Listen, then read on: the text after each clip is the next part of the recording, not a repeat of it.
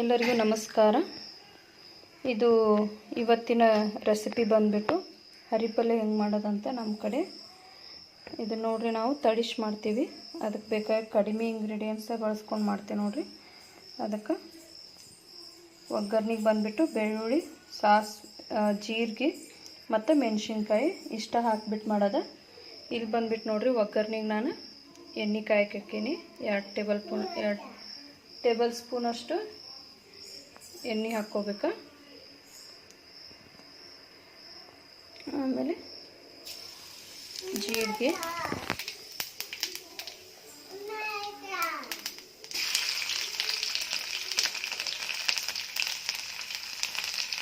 ಬೆಳ್ಳುಳ್ಳಿ ಮತ್ತು ಮೆಣಸಿನ್ಕಾಯಿ.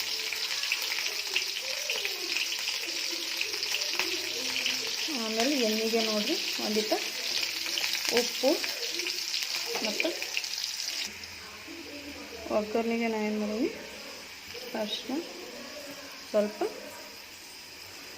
ಉಪ್ಪು ಹಾಕ್ಕೊಂಡು, ಆಮೇಲೆ ಇದು ತೊಳೆದಿಟ್ಕೊಂಡು ಸೊಪ್ಪೇನೈತಿ ಇದನ್ನು ಡೈರೆಕ್ಟಾಗಿ ಏನು ಮಾಡತ್ತೆ, ಅದಕ್ಕೆ ಒಗ್ಗರ್ನಿ ಹಾಕೋಣ. ನಮ್ಮ ಕಡೆ ಹರಿಪಲ್ಲೆ ಅಂತೂ ಭಾಳ ಇಷ್ಟ ಆಗುತ್ತೆ ಎಲ್ಲರಿಗೂ. ಹರಿಪಲ್ಲೆ ಪಲ್ಯ ಮತ್ತು ಮಾಡೋದು ಭಾಳ ಈಸಿ ಇದೆ. ರಾಜಗಿರಿನ ರೆಡ್ ಕಲರ್ ಬರುತ್ತಲ್ಲ, ಇದು ಅದಕ್ಕೆ ರಾಜಗಿರಿ ಅಂತಾರೆ.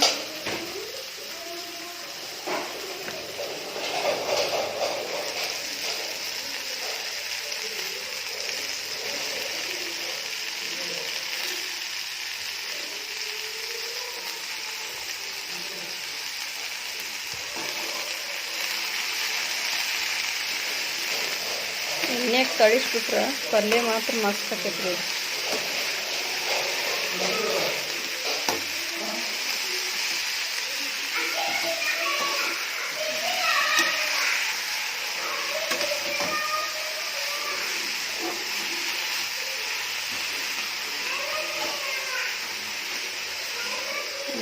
ಕರ್ಕೊಂತ ಹೊಕ್ಕೈತಿದೆ.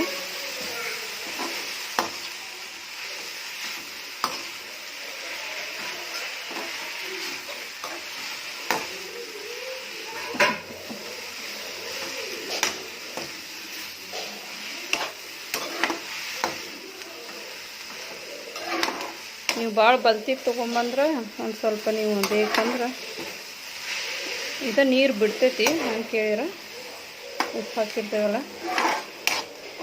ಇಲ್ಲ ಅಂತಂದ್ರೆ ಸ್ವಲ್ಪ ಎಳಿದಿದ್ರೆ ಮಾತ್ರ ಹಂಗೆ ತಳಿಸ್ಕೊಂಡ್ರೆ ಟೇಸ್ಟ್ ಭಾಳ ಆಕೈತಿ.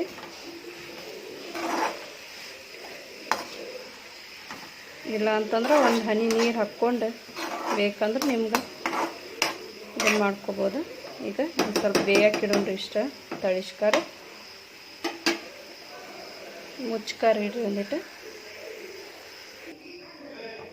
ನೋಡಿರಿ, ಮುಚ್ಚಿಟ್ಟೇನೆ ನೀರು ತಾನ ಬಿಟ್ಕೊಳತ್ತಿದ. ಮತ್ತು ಇಲ್ಲಿ ಬಂದುಬಿಟ್ಟು ಪುಟಾಣಿ ಚಟ್ನಿ ಮಾಡೋಕ್ಕಂತೇಳಿ ಪುಟಾಣಿ ಫ್ರೈ ಮಾಡ್ಕೊಂಡೆ. ಪುಟಾಣಿ ಫ್ರೈ ಮಾಡ್ಕೊಂಡೇವಿ. ಅದಕ್ಕೆ ಬಂದುಬಿಟ್ಟು 1-2 ಕಾಳು ಶೇಂಗಾ ಕಾಳು ಫ್ರೈ ಮಾಡಿ ಹಾಕ್ಕೊಂಡೇವಿ.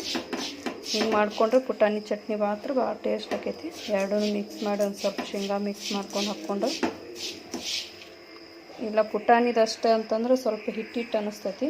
ಸ್ವಲ್ಪ ಶೇಂಗಾನು ಹಾಕ್ಕೊಂಡ್ರೆ ಟೇಸ್ಟ್ ಭಾಳ ಆಕೈತಿ. ಇದು ಇದಕ್ಕೆ ಒಂದಿಟ್ಟು ಉಪ್ಪು ಖಾರ ಹಾಕ್ಕೊಂಡು ಮಿಕ್ಸಿ ಮಾಡಿಟ್ಕೊಂಡು ನಿಮ್ಗೆ ಯಾವಾಗ ಬೇಕು ಅವಾಗ ಹಚ್ಕೊಂಡು ತಿನ್ಬೋದು. ಶೇಂಗಾದಷ್ಟೇ ಸಪ್ರೇಟಾಗಿ ಮಾಡ್ತಾರೆ, ಅದು ಇನ್ನೂ ಟೇಸ್ಟ್ ಆಕೈತಿ ನಮ್ಮ ಕಡೆ. ಫಸ್ಟು ಇದನ್ನು ಮಿಕ್ಸಿಗೆ ಹಾಕ್ಕೊಂಡ್ಬಿಡ್ತೀನಿ. ನೋಡಿರಿ, ನೀರದು ಏನೂ ಹಾಕಿಲ್ಲ, ಹಂಗೆ ಎಷ್ಟು ಚೆನ್ನಾಗಿ ಅದರಲ್ಲೇ ಸುಂದಾಗ್ತಿದೆ. ಎಲ್ಲ ಕರಿಗೆ ಹೋಗ್ತಿದ್ರಾಗನ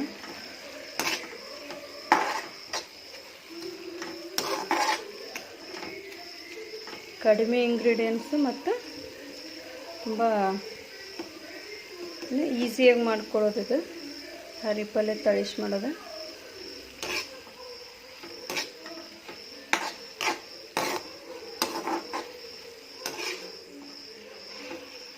ಬಿಸಿ ಬಿಸಿ ರೊಟ್ಟಿ ಹರಿಪಲ್ಲೆ ಮಸ್ತ್ ಟೇಸ್ಟ್ ಆಗ್ತದ್ರಿ.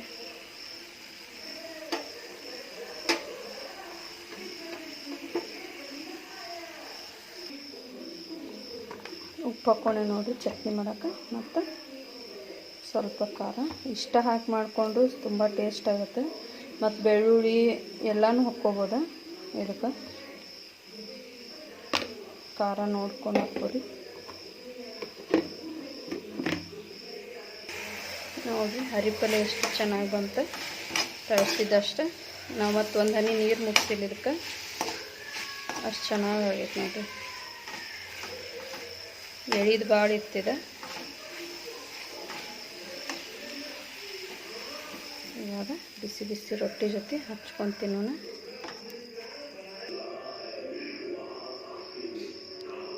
ತುಂಬ ಟೇಸ್ಟ್ ಆಗುತ್ತೆ ಈ ಥರ ಪಲ್ಯ ಮಾಡಿಕೊಂಡ್ರೆ.